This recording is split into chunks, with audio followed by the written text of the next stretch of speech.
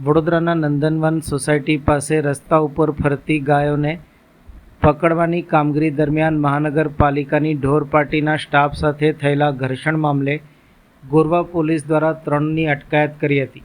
ગાયોને લઈને પશુપાલકોની લાગણી અને તેમની ચિંતા સ્વાભાવિક છે, પરંતુ કાયદેસરની કામગીરી દરમિયાન મારામારી કે સરકારી ફરજમાં દખલગીરી યોગ્ય ન હોવાનું આ બનાવમાં સામે આવ્યું છે.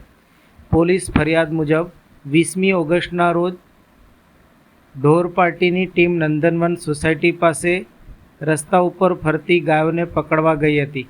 તે દરમિયાન કનુભાઈ રબારી, ભાવેશભાઈ રબારી અને મેહુલભાઈ ભરવાડે પકડેલી ગાયને છોડાવવા માટે ઢોર પાર્ટી સાથે ઝઘડો કર્યો હતો. ફરિયાદમાં લાકડી વડે માર મારવા, અપશબ્દો બોલવા, ગાયને છોડાવી લઈ જવા અને સરકારી ફરજમાં રૂકાવટ કરવાનો આક્ષેપ કરવામાં આવ્યો છે. આ મામલે ગોરવા પોલીસ સ્ટેશનમાં ફરિયાદ નોંધાયા બાદ પોલીસે સીસીટીવી ફૂટેજ અને હ્યુમન સોર્સિસના આધારે કનુભાઈ લાલજીભાઈ રબારી, ભાવેશ શંભુભાઈ રબારી અને મેહુલભાઈ વજુભાઈ ભરવાડની ધરપકડ કરી કાયદેસરની કાર્યવાહી હાથ ધરી હતી.